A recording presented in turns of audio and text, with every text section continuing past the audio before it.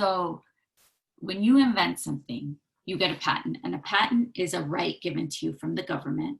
It is a time-limited monopoly, 20 years. During that time, you are the only one who can be on the market. You are the only one that can make and sell your product. Unless you license it to somebody else, it's yours. And then the idea is that after that 20-year period, other competitors can enter the market, and competition is proven to bring prices down, and consumers have more choice, which frankly is our right at that point.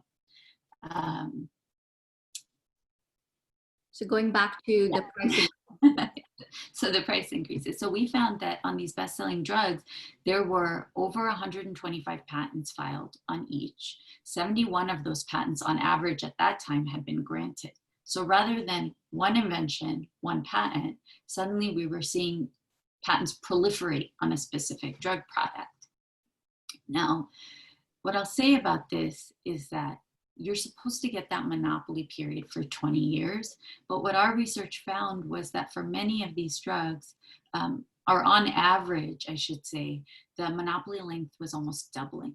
It was going from 20 years to 38 years. And what was really interesting is we started looking into what was going on with the prices.